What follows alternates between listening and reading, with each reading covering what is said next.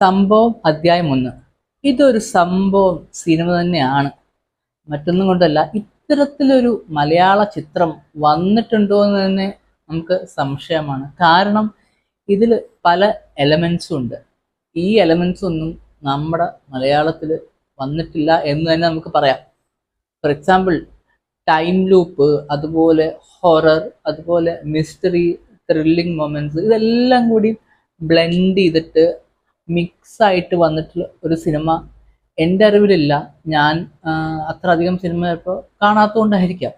എന്നാലും ഇല്ല എന്ന് തന്നെയാണ് എനിക്ക് തോന്നുന്നത്. ഈ ഒരു ജോണർ അങ്ങനെ അഷ്കർ അലിയാണ് ലീഡ് ക്യാരക്ടർ ചെയ്യുന്നത്. ഇയാളൊരു പോലീസാണ്. അപ്പൊ ഈ പോലീസ് പാലക്കാട് തമിഴ്നാട് അതിർത്തി പ്രദേശത്തുള്ള ഒരു ഫോറസ്റ്റ് അവിടെ എത്തുകയാണ്, ഡ്യൂട്ടിക്കായി എത്തുകയാണ്. അപ്പോൾ അവിടെ നിന്നും പല സംഭവങ്ങൾ നടക്കുന്നുണ്ട് ഈ സംഭവം സിനിമയിൽ. ഈ സംഭവങ്ങൾ എന്തൊക്കെയാണെന്ന് നമുക്ക് മനസ്സിലാക്കണമെങ്കിൽ സിനിമ കാണുക തന്നെ വേണം. കാരണം ഇതങ്ങനെ ഒരു എന്താ പറയുക, ഒരു വാച്ചിൽ ഒരു പ്രാവശ്യം ഈ സിനിമ കണ്ടു എന്ന് വെച്ചാൽ നിങ്ങൾക്ക് എല്ലാ സംഭവവും മനസ്സിലാവണമെന്നില്ല. നിങ്ങൾക്കൊരു ഔട്ട്ലുക്ക് അല്ലെങ്കിൽ നിങ്ങൾക്ക് അതിൻ്റെ എന്താണ് സംഭവം എന്ന് മനസ്സിലാവുക എന്നല്ലാതെ മുഴുവനായിട്ട് മനസ്സിലാവണമെങ്കിൽ 2 പ്രാവശ്യമെങ്കിലും സിനിമ കാണണം എന്നാണ് എനിക്ക് തോന്നുന്നത്. ഭയങ്കര നന്നായിട്ട് സിനിമ ചെയ്യാനായിട്ട് നവാഗതനായിട്ടുള്ള ജിത്തു സതീശൻ മംഗലത്ത് എന്ന് പറഞ്ഞ ഡയറക്ടറിന് കഴിഞ്ഞിട്ടുണ്ട്.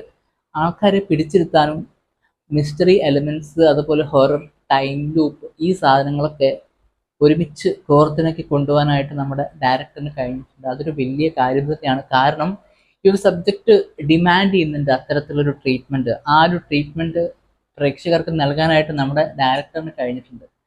എന്ന് മാത്രമല്ല, ഇതിൻ്റെ ആക്ടേഴ്സ് ആണെങ്കിലും എല്ലാവരുടെയും പേര് എനിക്കറിയില്ല. അസ്കർ അലി അറിയാം, പിന്നെ അതുപോലെ തന്നെ നമ്മുടെ വിനീത് കുമാർ, ഇവരുടെ പേര് നന്നായിട്ട് അറിയാം. ഇവരാണ് മെയിൻ ആക്ടേഴ്സ്. നമ്മൾ അങ്ങനെ കണ്ടിട്ടില്ല. പിന്നെ അതിൽ വേറെയും ആക്ടേഴ്സ് ഉണ്ട്, നമ്മൾ കണ്ടിട്ടുള്ള ആക്ടേഴ്സ് ഉണ്ട്. ബട്ട് ദെൻ ബാക്കിയുള്ളവരൊന്നും അങ്ങനെ സ്ഥിരമായിട്ട് കാണുന്ന ആൾക്കാരല്ല. ബട്ട് ദെൻ നന്നായിട്ട് പെർഫോം ചെയ്തിട്ടുണ്ട്. Siddharth Bharathan of course is there, പുള്ളിയും അടിപൊളിയായിട്ട് വന്നിട്ടുണ്ട്. അപ്പം അങ്ങനെ പല മിത്ത്, അതുപോലെ തന്നെ പഴയ ഹൊറർ കഥകൾ, ഇങ്ങനത്തെ കുറച്ച് കാര്യങ്ങളൊക്കെ നന്നായിട്ട് മിക്സായി വന്നിട്ടുള്ളൊരു സിനിമയാണ് നമ്മുടെ സംഭവം അധ്യായം 1. തിയേറ്ററിൽ കാണാൻ പറ്റുന്ന ഏറ്റവും നല്ലൊരു അടുത്ത് ഇറങ്ങിയ സിനിമയാണ് നമ്മുടെ ഈ പറയുന്ന സംഭവം അധ്യായം 1.